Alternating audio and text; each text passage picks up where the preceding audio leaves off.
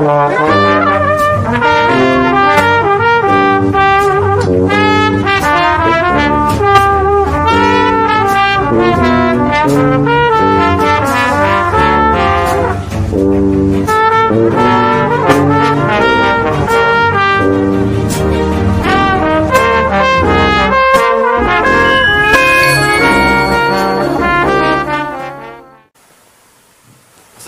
warahmatullahi wabarakatuh. Waalaikumsalam warahmatullahi wabarakatuh.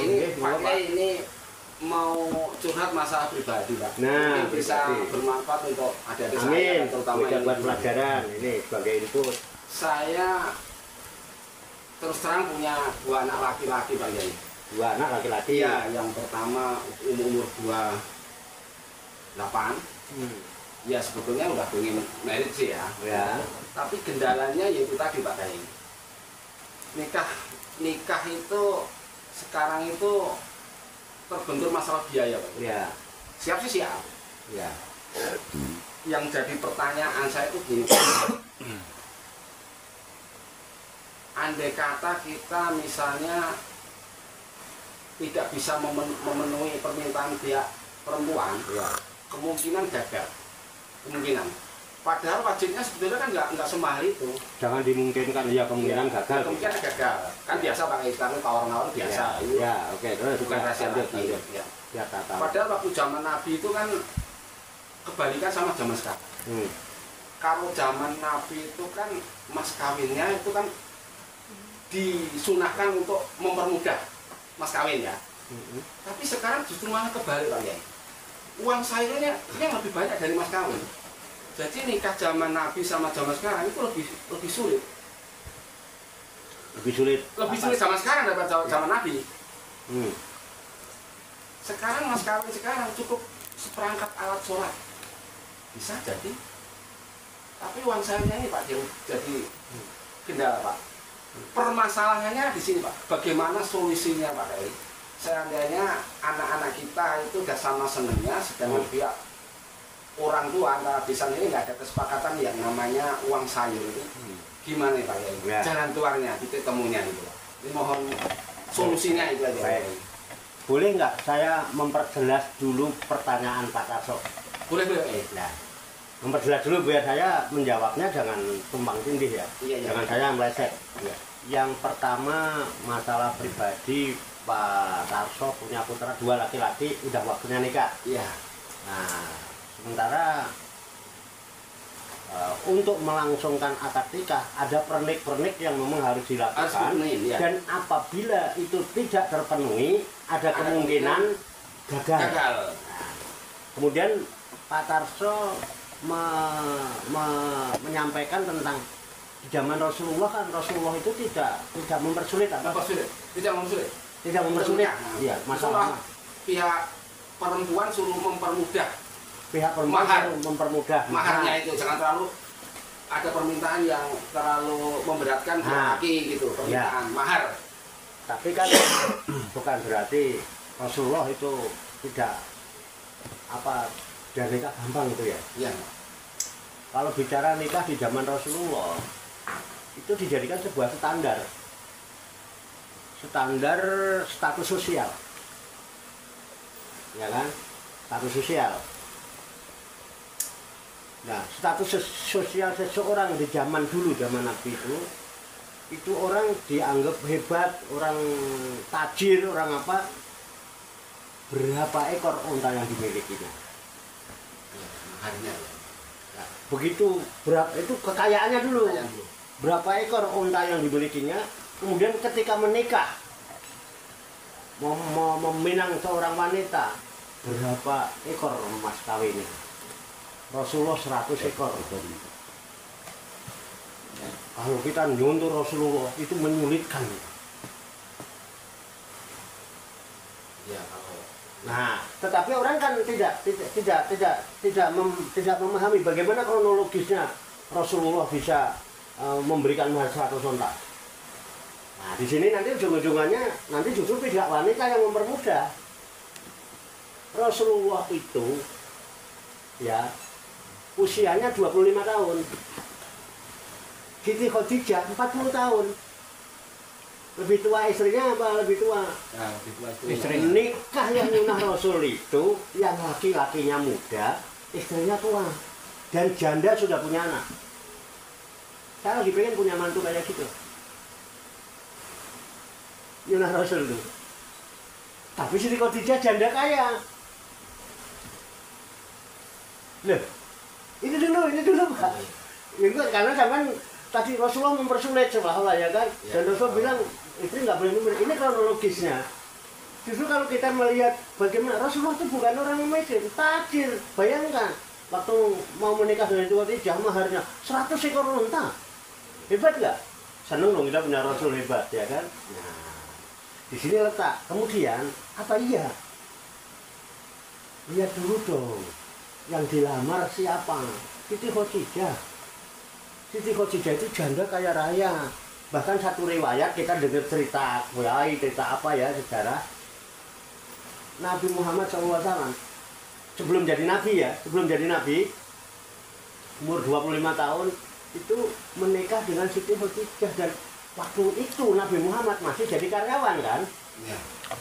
Bekerja di dalam perusahaannya Siti, menjalankan perusahaannya Siti Khadijah dengan jujur dan sukses. Dan Siti Khadijah juga tertarik, ada rasa cinta dengan Rasul. Sehingga Siti Khadijah menyampaikan niatnya itu. Waktu itu Nabi Muhammad masih ikut Abu Thalib. Betul enggak? Iya. Nah, mau nggak mau kan ini kebaikannya Sayyidatina Khadijah, pengorbanannya, cintanya dengan Rasulullah luar biasa. Walaupun janda. Silaturahmi. Saya mau dinikahi atau dinikahkan dengan Nabi Muhammad. Nanti maharnya 1 ekor unta. Tapi kan orang kaya dia gengsi ya, status sosial. Dia dilamar sama Abu Jahal, Abu Sufyan itu seneng sama Siti Khadijah, tapi ditolak. Ya kalau Nabi Muhammad, padahal dia raja kan, memberi mahar apapun, wah, tapi ini justru tidak. Inilah contoh. Karena Siti Khadijah kaya, dia nggak mau itu, tenang aja. Saya mau nanti maharnya 100 ekor unta. Dari mana mahar itu? Diam-diam ya, betul. Jangan ngomong siapa-siapa. Ini urusan kita berdua. Ternyata Siti Khadijah mengirim 100 ekor unta Abu Thalib supaya nanti ketika itu jadi maharnya Nabi Muhammad menikah dengan ini Siti Khadijah mempersulit, mempermudah. Ini yang dimaksud mempermudah tadi. Pihak istri harus mempermudah. Jadi zaman sekarang kok ada laki-laki mau melamar ditanya duit kan nggak cukup, gagal. Dia umat Nabi Muhammad apa bukan? Padahal itu kan adat itu, bukan aturan agama, bukan.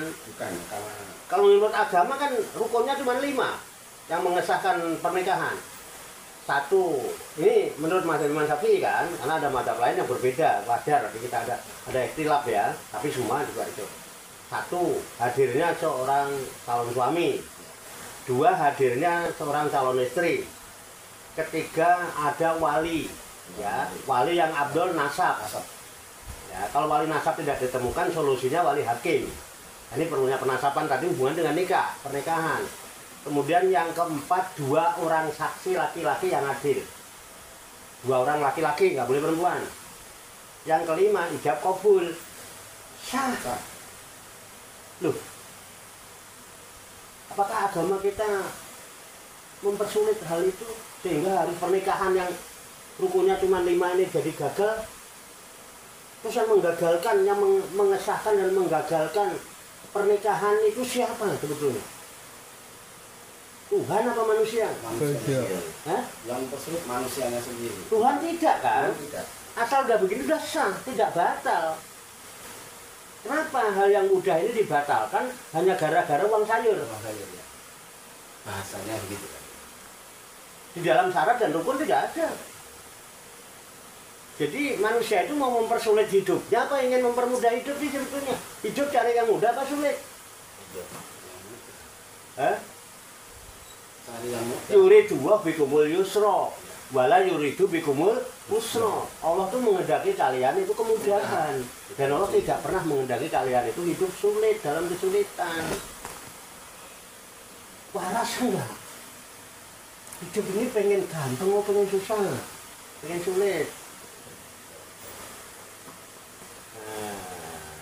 Pengen selamat atau pengen jelimet? Apa pengen ruwet? Apa pengen makmur? Itu dengan aturan Tuhan. Selamat, Islam. Itu Islam namanya. Itu menempuh jalan keselamatan, menempuh jalan kedamaian. Namanya Islam. Kenapa? Dengan jalan mengikuti jalan ketaatan dan kepatuhan kepada Tuhan. Itu Islam. Kita berserah diri kepada Tuhan dalam segala urusan kita. Jangan membatalkan hanya gara-gara sayur itu.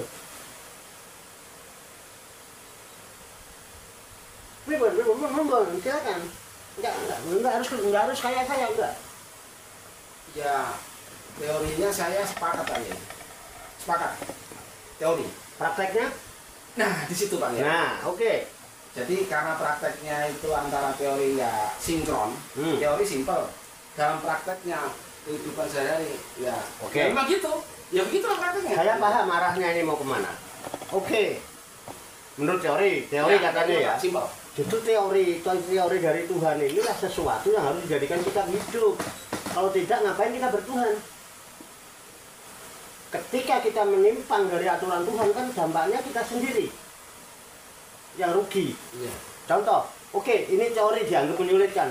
Teorinya emang begitu, tapi prakteknya, oke. Terus praktek nggak mau gunakan teori dari Tuhan. Oke, sekarang anggap aja karena nggak mau ikutin teori, udah nggak usah jadi nikah. Anak udah cinta. Zaman sekarang canggih loh Pak. Orang bisa WA-an, tahu-tahu ketemu di mana. Iya. Ini yang diperlukan kewaspadaan orang tua menjaga anak. Sekarang bayangkan. Halo. Karena ini tadi awalnya konteksnya pribadi Pak Tarso. Saya nggak salah dong kalau mau menggunakan contoh Pak Tarso. Ya, siap. Ya. Gara-gara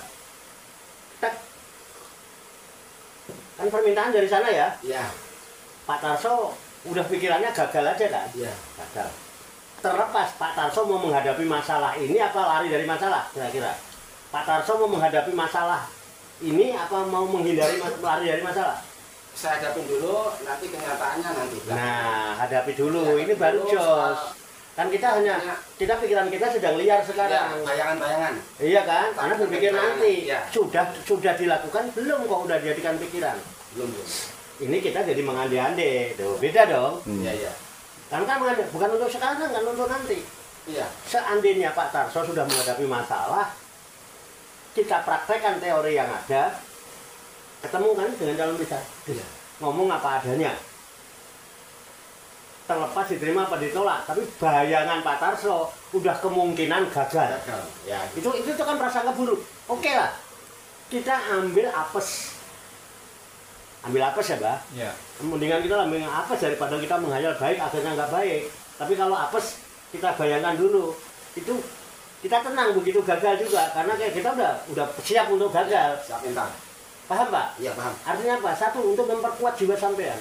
Nggak apa-apa kalau emang nggak mau acara. Gagal ya gagal. Nanti begitu gagal nggak stres. Oke, Des. Ini kan antara keluarga Pak Tarso dengan keluarga sana. Iya. Gagal. Anak, hubungan anak. Bisa gagal? Nggak bisa. Nah, itu masalah. Ketika sampean lari dari teori. Ketika teori dibatalkan. Hubungan anak tetap. Sementara canggih sekarang. Kita tidak pernah tahu. Selama ini anak berhubungan dengan siapa. Nah, sehingga saya secara pribadi, saya lebih senang kalau anak saya dalam pengawasan saya daripada dia di mana-mana macam-macam. Karena sekarang canggih. Nah, hubungan dengan Pak Tarso gagal. Anak sebenarnya janjian di mana-mana tanpa ada pengawasan dari kita, lepas kontrol karena anak stres. Bisa? Bisa. Loh, stres itu semua orang punya. Anak stres, nekat, ketemuan di hotel A, di hotel B, besok bunting. Nah, itu pertanyaan. Loh, orang tua mau nuntut sampean nggak? Nah, ini pertanyaan baru Pak Yai. Nah, jadi pertanyaan baru ya kan? Ini pertanyaan dari kadang. Ya, kenapa? Ini gini. Andai kata. Ya. Ini andai kata. Anak sama seneng sama ini, dia nggak jadi nikah karena deal-dealnya nggak cocok dengan saya. Orang tua kan? Terus dia berbuat, Iya, hamil. terjadi suatu, siapa yang bertanggung jawab? Apakah orang tua ikut nanggung dosanya? Ini pertanyaannya gitu Pak Kiai. Apakah kedua orang tua antara Bisan sama ini karena nggak ada kesepakatan, karena suatu keadaan misalnya ya, apakah orang tua ikut nanggung dosa Pak Kiai? Man a'ana ala masyatin walau bisati kalimatin karena sari kalahu. Barang siapa yang mendukung, membantu atas suatu kemaksiatan, walaupun hanya satu kata-kata, tolak, gagal misalnya. Kemudian terjadi kemaksiatan, syarikalahu, dia bersekutu dengan maksiat itu, tanggung jawab dia. Kalau dinikahkan kan nggak bakal maksiat. Ya, itu permasalahan ini. Kenapa maksiat? Kenapa nggak dinikahkan? Sudah ada kesepakatan bersama, hanya goro-goro sayur. Sekarang anak gitu yang dituntut siapa? Saya tanya. Yang dituntut yang laki-lakinya apa yang perempuan yang dituntut? Laki-laki cenderung tidak akan menuntut. Laki-laki orang bunting kok sing bunting sing wedok. Ayo yang akan menuntut siapa? Perempuan nanti. Yang dituntut siapa? Laki-laki kalau terjadi apa-apa. Nah iya. Kalau kita tolak gimana? Dulu saya sama tolak Ada kejadian itu Pak Kiai. Ya, sekarang ditolak. Ya, ada kejadian itu ada. Bagaimana dia martabat dia, ini dia. Itu ditukar dengan uang sayur 50 kali lipat. Tidak tertutup itu wirangnya. Iya, benar. Sadar dong. Jangan pinter dong. Makanya sadar itu menjadi sistem kontrol dalam hidup kita. Jangan nggak sadar. Sadar dulu, aku tidak mempersulit, kok sama mempersulit. Awake dhewe iki kawulane sapa lho? Kawulane duit apa kawulane Gusti Allah? Jare hamba Allah. Pripun Pak Tarsal? Pripun? Pripun monggo. Nah, aku keliru enggak gitu Pak. Gitu. Ya, solusinya ya seperti Pak Kiai sampaikan tadi. Iya. Hadapin dulu gimana nanti terus terang. Ya gitu. Nanti jangan ada gengsi. Urusan kebaikan dan keberkahan rumah tangga anak kita. Yang membuat rumah tangga anak kita nggak berkah itu karena ada unsur yang dipaksakan. Sehebat apapun lihat hidupnya. Dan kebanyakan umumnya Pak itu pernikahan sekarang itu tergendala masalah itu umum Pak. Masalah itu ya jujur aja ya masalah ya itu. Jadi orang laki itu nahan gitu kan itu baik aja Pak. Sebetulnya kalau kata saya bukan kendala karena Allah tidak memberikan kendala itu. Itu dibikin sendiri kok. Mungkin karena gengsi Pak. Nah itu gengsi sama siapa? Sama perempuannya. Nah, emang kalau udah nikah terus bagaimana sih? Terus gengsi itu manfaatnya apa untuk rumah tangga anak kita? Ada nggak manfaatnya gengsi itu untuk anak kita? Itu muspro kok. Apa nggak lebih baik biaya yang mahal ini, ya kan? Digunakan persiapan setelah akad nikah karena yang paling penting setelah akad nikah. Sekarang sampean karena gengsi nikah cari gedung di Taman Mini habis 300 juta. Mewah, keren, wah hebat Pak Kri nikah, gedungnya aja 300 juta. Itu belum makannya loh, itu belum ini. Ya kan? Begitu selesai nikah, ya kan? Kumpul di rumah orang tua, kadang-kadang nggak betah lama. Yang satu anak, yang satu kan mantu. Iya. Kalau punya mertua kayak saya, anak dan mantu sama aja. Iya kan? Enjoy aja. Kalau tidak, pasti ada benturan batin. Akhirnya milih alasan pengen belajar mandiri, terus cari kontrakan. Sementara duit ratusan juta sudah habis hanya untuk pernikahan. Sekarang kontrak udah nggak punya duit, ngandelin kerja. UMR, oke kan? Yang itu udah habis. Loh, UMR kontrak lagi, apa? Outsourcing ya apa? Outsourcing. Kontrak ente. Ora oleh pesangon. Bulan besok ora iso bayar kontrakan. Sedih lagi. Ditegur sih apa sing punya kontrakan ora balik ya. Ditegur sih kalau yang punya kontrakan. Nah, itu kesusu itu. Sedih lagi. Bayar kontrakan nanti Bu.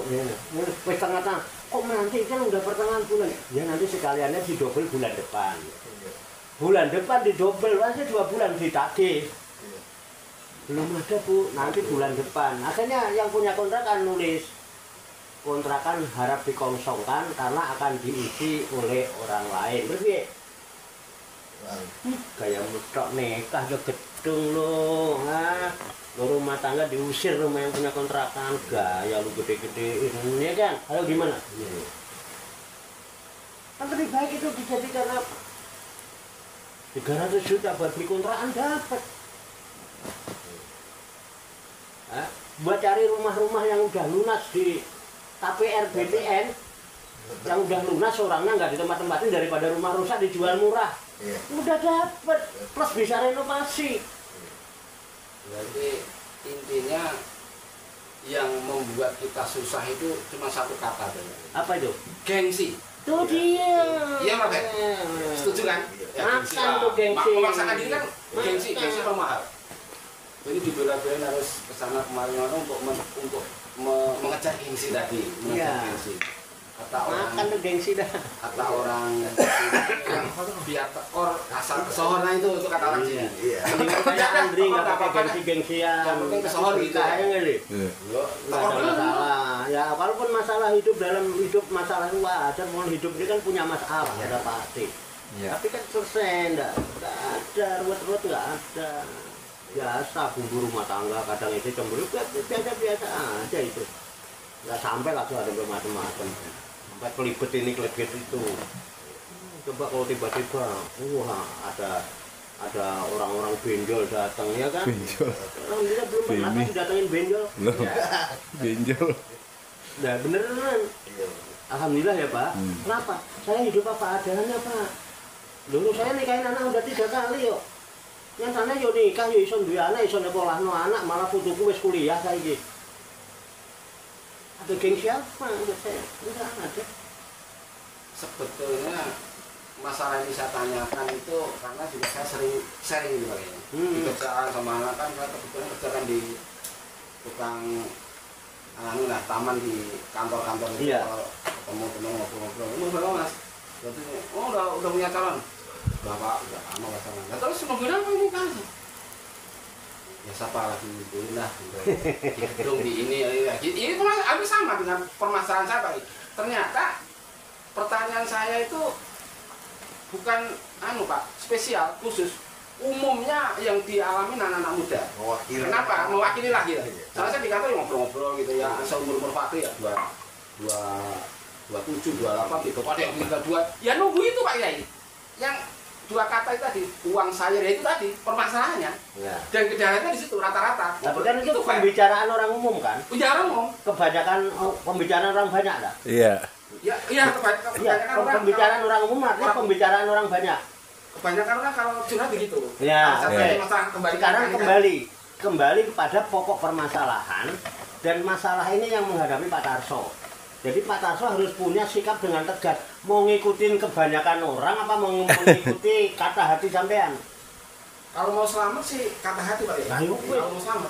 Tahu wis. Toh sampean yang akan mempertanggungjawabkan diri sendiri terhadap Tuhan. Iya. Dan nanti yang ditanya Allah tentang diri sampean, bukan tentang diri orang lain. Iya, saya setuju Pak ya. Benar-benar. Saya sepakat kalau itu. Ya wis. Aku tidak menghakimi. Ya, kan memang namanya sharing. Sama-sama enak dong. Nah itu. Pripun Mbah? Ya. Boleh itu Mbah mau ngulas boleh. terima kasih Pak Kiai. Solusi saya terima. Berarti Ya. saya hadapin dulu. Soal Iya. nantinya gimana? Jangan lari dari masalah. Kalau selama ini kan mau bayangan gitu. Saya hadapi memang belum Ada sih. unek-unek selesaikan. Iya, belum saya Iya. utarakan gini. Jangan. bayangan. Itulah perlunya ukhuwah, perlunya paseduluran, Iya. perlunya menggalang jamiah. Itu perlunya ada jamiah yang ini loh Pak. Ibarat satu tubuh, urusan jenengan ya urusanku. Kita saling melengkapi sesuai batas kemampuan yang ada. Karena saya dibutuhkan dalam hal ini, ya saya bisanya cuma kayak begini kan gitu. Ya. Masalah keuangan kalau saya yakin tidak akan terjadi. Pak Tarso kok nyambat duit ke Pak Wato nggak mungkin. Nah itu. Jadi saya tidak bahas. Kalaupun mentok-mentoknya masalah keuangan kan udah punya jawaban. Iya. Yang pokok uangnya apa rukunnya, sayurnya apa akad nikahnya. Nah udah. Mau ngikutin umumnya orang banyak, apa keyakinan diri jenengan untuk menghadapi masalah. Ini kan ujian dari Tuhan. Ayo dicek. Kue Dadi kawulaku apa dadi kawulane kancamu. Wis ngono ae. Kowe nurut aturanku apa nuruti aturane wong akeh? Sing gak nurut karo aturanku.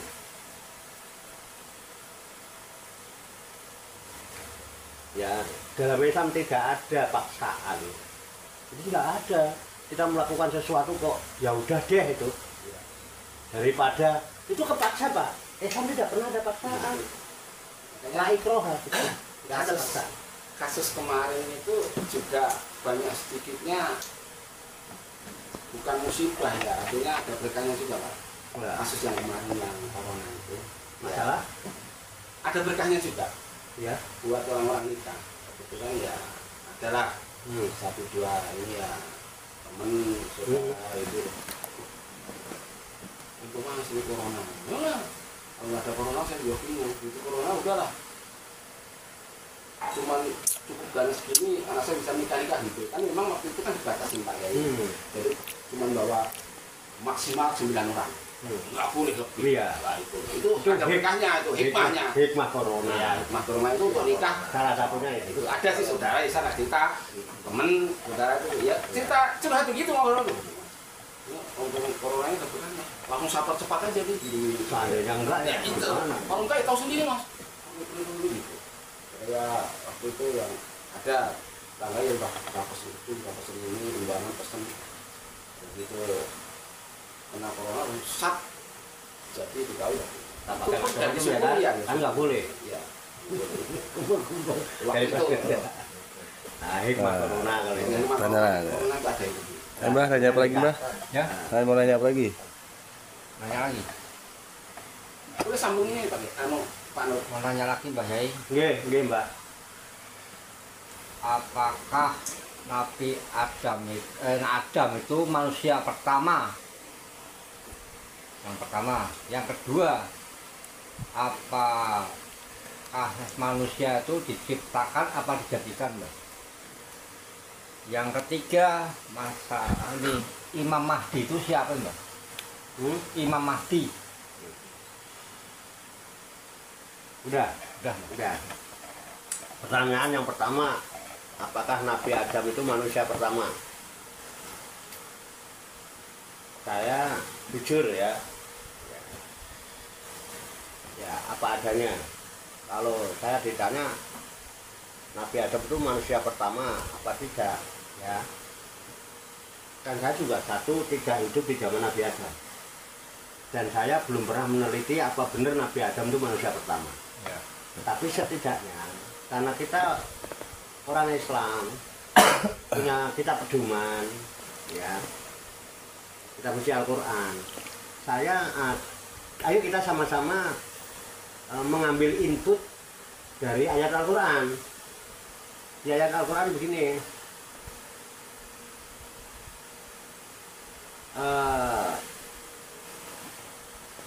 Dulu ya. Baik kola robuka lil malaikati ini jailun fil ardi khalifah. Qalu ataj'alu fiha mayyufsidu fiha wa yasfikut dima. Wa nahnu nusabbihu bihamdika wa nuqad bisulat. Qala ini a'lamu malah tak lamun. Ini ada di surat Al-Baqarah Pak Mbah Nur ayat 30 kalau tidak salah ya, tapi tolong nanti disimak lagi, takutnya saya lupa ya kan, manusia maklum. Coba dicek nanti surat Al-Baqarah ayat 30 yang artinya begini, wa'id kola dan tatkala berfirman. Kola itu berkata, tapi yang berkata ini Robbuka, Tuhanmu. Jadi wa'id kola Robbuka dan tatkala Tuhanmu berfirman. Lil malaikati, kepada siapa Tuhanmu berfirman? Kepada para malaikat. Apa yang difirmankan Tuhan? Informasi kepada para malaikat. Informasi apa? Allah informasikan ini jailun. Sesungguhnya aku menjadikan. ini jailun, aku menjadikan. Mudah-mudahan sekaligus jadi jawaban, dijadikan apa diciptakan. Ya. Tapi kalimatnya ini jailun. Sesungguhnya aku menjadikan fil ardi di muka bumi khalifatun. Seorang khalifah. Nah, inilah yang kemudian Allah menciptakan Nabi Adam. Nabi Adam dijadikan atau diciptakan? Dijadikan. Nah, udah terjawab dong. Ya. Jadi pertanyaan belakangan tapi dijawab duluan. Ya. Ya, oke. Kemudian apakah Nabi Adam manusia pertama? Ayatnya belum selesai. Belum Ayatnya belum selesai. selesai. Kemudian ayat selanjutnya ketika Allah menginformasikan kepada malaikat kan menjadikan manusia sebagai khalifah di muka bumi, qalu, mereka berkata. Kalau tadi kola, sekarang qalu, berarti jamak. Loh, mereka itu siapa? Ternyata mereka ini para malaikat. Karena sejak awal kitabnya Allah berbicara dengan para Malaikat. baik kola robuka lil malaikati. Jadi qalu mereka adalah para malaikat. Jadi qalu para malaikat menjawab, qalu para malaikat berkata. Apa kata malaikat? Ataj'alu fiha may yufsidu fiha wa yasfiku dima? Ya Rob, enggak salah. Gitu ya. Qalu ataj'alu fiha. Apakah engkau akan menjadikan? Jadi menjadikan menciptakan? Menjadikan.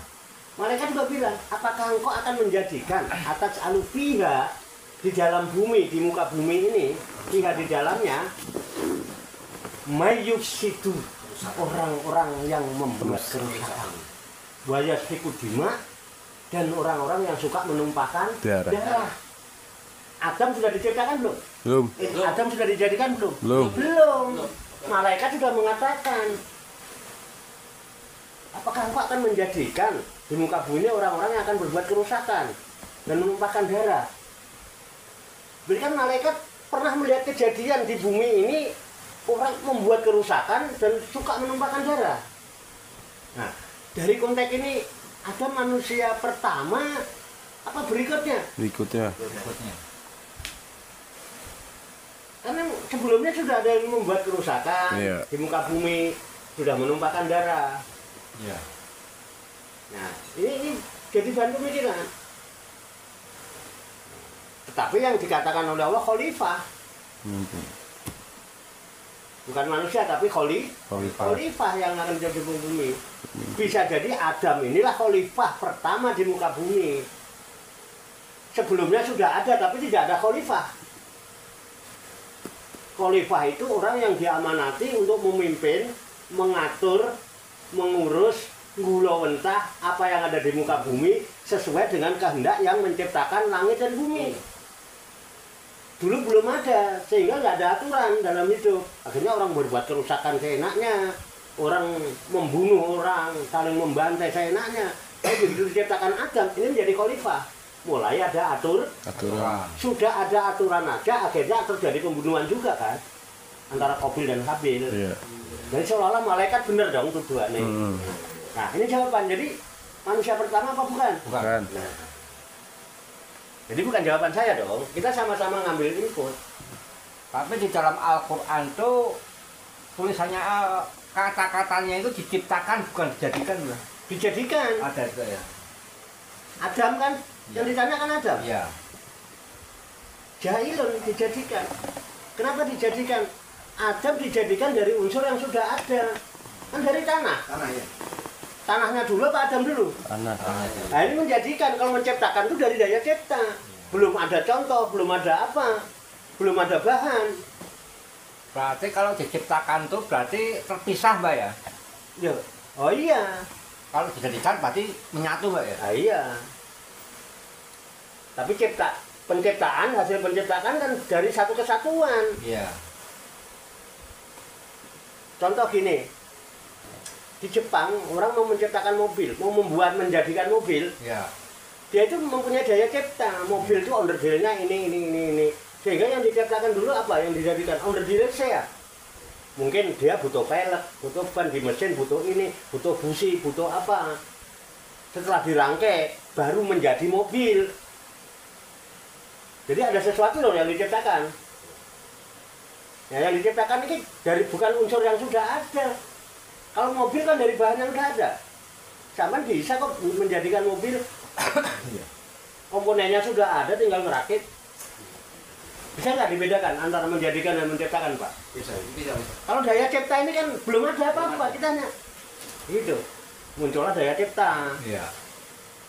Kalau bahasanya Tuhan, daya cipta itu innama amruhu idza roda sayan ayyakula lahu kun. Saya. Terjadi. Nah iya, tidak pakai dijadikan lagi. Tanah ya kuno itu artinya ya ada, langsung wujud. Daya cipta. Nah Adam kan tidak begitu. Ada untuk tanahnya dulu, ada proses, diskusi dulu, bahkan menuai kritik. Itu hati dikritik nggak marah. Tapi justru dengan adanya kritik itulah Allah membuktikan, oh kritik tak ini loh bukti nih. Dikritik kok marah, buktikan bahwa apa yang kita lakukan itu benar. Iki bukti nih. Ojo nesu, dikritik nesu. Ya memberikan ini enggak, mau dikritik marah. Orang cerdas itu kritis. Artinya kritis, sampai dia kritis, dia siap menerima kritik karena dia senang dikritik, dan dia juga senang kritik. Karena kritik itu membangun, membuat orang. Jadi jawabannya perannya cuma 2 tadi ya. 3 Pak, Imam Mahdi itu siapa Mbak? Nah, Imam Mahdi sampai sekarang itu tidak selesai dibahas. Ada satu kalangan bahwa Imam Mahdi itu adalah keturunan Nabi Muhammad nanti yang jadi. Kapan ya mbuh? Toh ujung-ujungnya wallahu a'lam. Bisa. Apa saya harus sok tahu bahwa Imam Mahdi itu Syiah? Wong yang kalangan ulama aja wallahu a'lam. Kalau mau ini benar itu kan klaim sepihak. Jadi kalau saya cari Imam Mahdi itu, saya tidak tahu. Jenengan tahu Imam Mahdi dari mana? Dengar-dengar loh. Ya podo aslinya jenengan yang bertanya dan yang ditanya sama-sama nggak ngerti. Cuman sama-sama pernah dengar. Akhirnya, nah, menurut si A, menurut si B, menurut si C, menurut si D gitu. Paham Pak? Ya, beda pendapat, tapi kan kan. Iya, tetapi ini kata saya sekarang, saya nggak akan mengatasnamakan Nabi Muhammad, nggak mengatakan siapa. Kalau salah ya memang ya mohon maaf, saya tempatnya salah. Tapi dengan adanya input itu boleh dong saya menjadikan bahan untuk proses berpikir.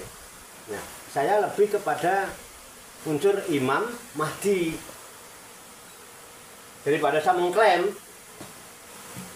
Gitu. Coba saya memahami tentang apa sih Imam Mahdi. Imam itu pemimpin. Ya. Imam itu pemimpin ya Pak, Yeah. dari Indonesia ya. Yeah. Yang memimpin. Ya. Mahdi kata asal dari hidayah, di hidayatan.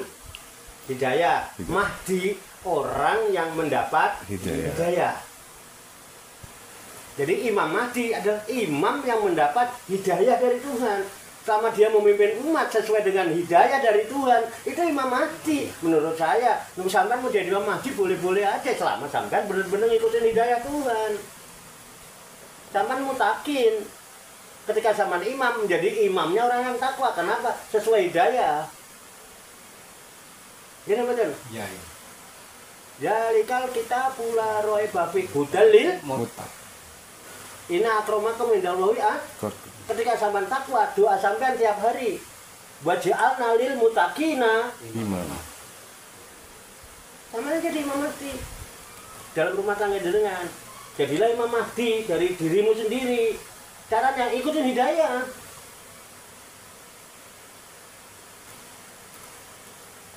Kata saya, ayo salah yo, ojo. Jangan terlalu percaya sama saya. Saya bukan orang yang sedang cari kepercayaan, karena ini kita ngobrol sharing. Ini sesuai dengan penalaran saya. Wong sama ini saya juga baru dengar-dengar katanya, meneliti juga nggak pernah. Saya orang bodoh, nggak ngaji seperti ulama, kiai-kiai, santri-santri.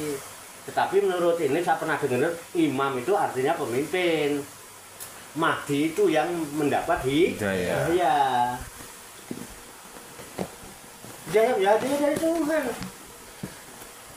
Sama menjenjengan memimpin diri sendiri sesuai dengan hidayah dari Tuhan. Zaman Imam Mahdi untuk diri sampean. Kok sampean punya jamaah kan? Ya sebenarnya Imam Mahdi jamaah itu. Menurut saya daripada saya menghayal hal-hal yang saya tidak paham. Udah bagaimana caranya saya bisa mengetahui hidayah Tuhan kan gitu. Hidayah itu jelas. Itu ya, setelah hidayah itu kita dapatkan ada orang yang mampu melaksanakan dengan baik, ada yang tidak kan sesuai dengan kemampuan, tapi setidaknya ada usaha untuk memimpin diri sesuai dengan hidayah Tuhan. Pripun Pak Tarto? Menurut jenengan pripun? Menurut saya realistis malah juga. Lah iya, Realistis. ya terserah, daripada saya juga katanya nanti saya nggak ngerti yang sebenarnya kan kata saya, tapi jangan terlalu percaya monggo, nggak percaya nggak apa-apa. Tetapi lebih bermanfaat daripada kita berdebat tentang Imam Mahdi. Kenapa zaman nggak jadi khalifah? Kalau Allah menciptakan Adam ke bumi untuk menjadi khalifah. Nah, kita keturunannya Nabi Adam kan harus meneruskan kekhalifahan Nabi Adam. Jadi masing-masing ini khalifah. Iya. Khalifah itu pemimpin juga artinya yang mengatur, mengurus segala sesuatu dalam kehidupan ini sesuai dengan petunjuk Tuhan. Imam Mahdi bukan? Iya, Imam Mahdi. Nah iya, pemimpin yang mengikuti hidayah atau pemimpin yang dapat hidayah dari Tuhan. Bukan berarti ya kita berusaha lah ngikutin hidayah, kan hidayah jelas. Jalikal kikabula roe babi hudalil. Udah, jadi sampean kalau Arab nikahin anak, ya, kalau ingin menjadi Imam Mahdi bagi keluarga, ya aku nikahno anak menurut petunjuk Tuhan bagaimana. Nah, yang mau Arab jadi imam yang mutakin apa menjadi imam yang ikut-ikutan orang banyak. Lalu jadi imam yang tidak punya prinsip. Bagaimana pemimpin nggak punya prinsip? Bagaimana umatnya? Pemimpinnya geliang-geliang. Aku ingin orang, saya ini imamnya ngetan nih. Bingung. Hancur. Penuh loh. Terkait ya Pak? Iya. Terkait dengan yang awal ya? Ah, iya.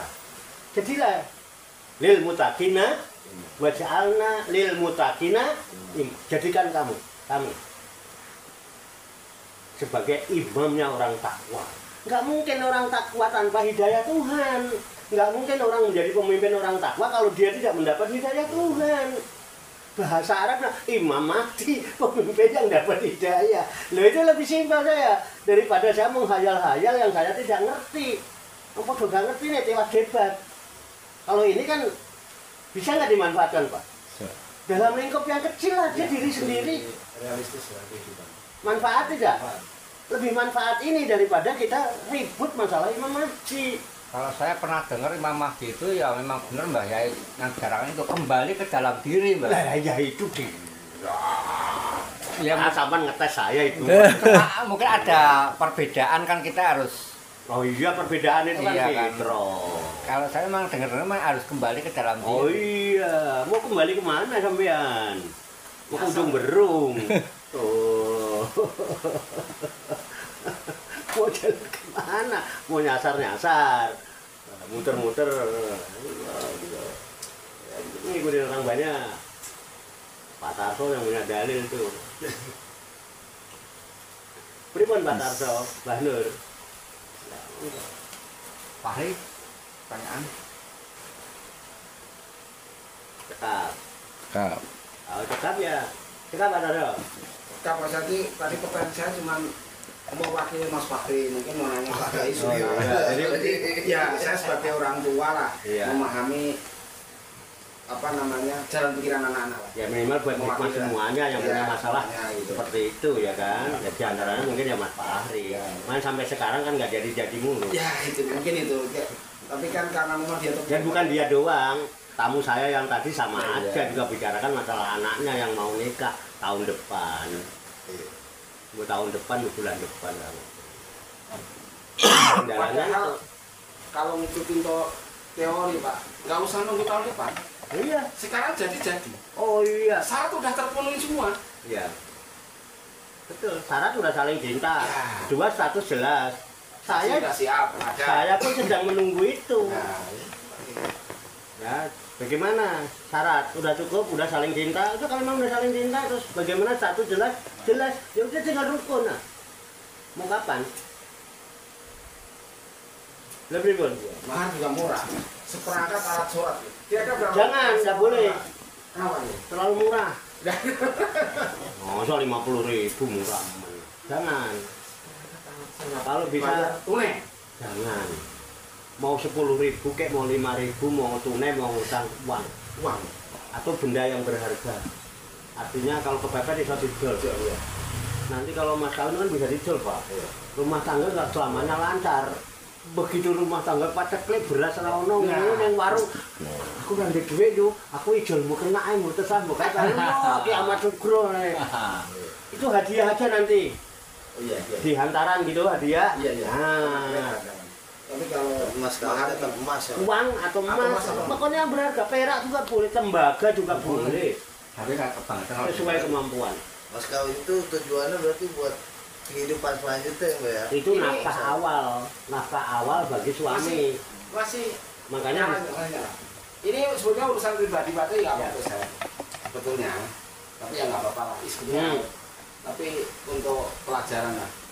Waktu saya nikah itu Pak Kiai, habis nikah, saya kasih mas kawin waktu itu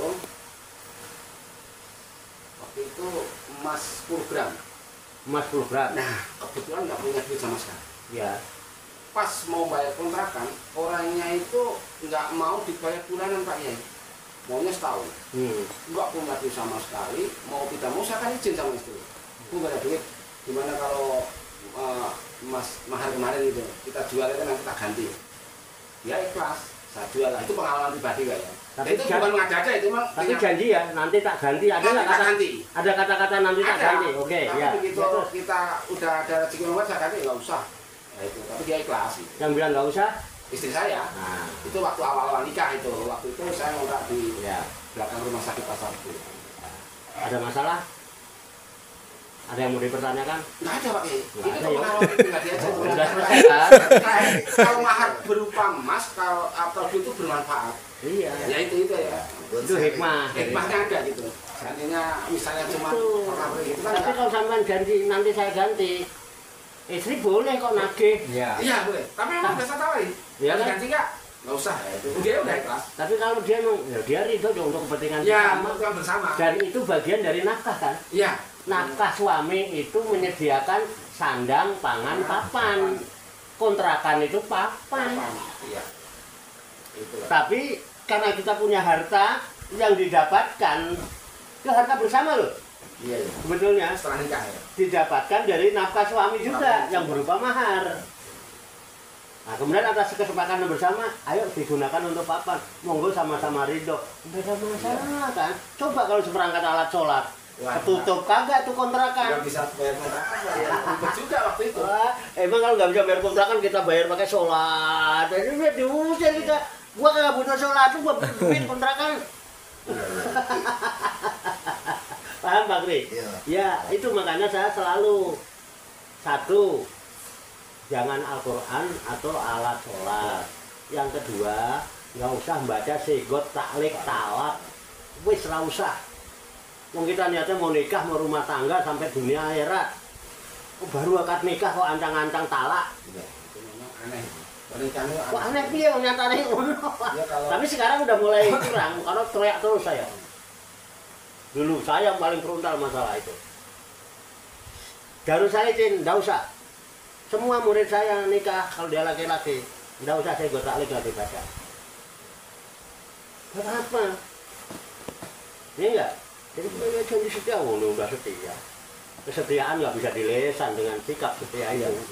Saya janji-janji setia bisa aja besok ingkar. Menungso bahaya.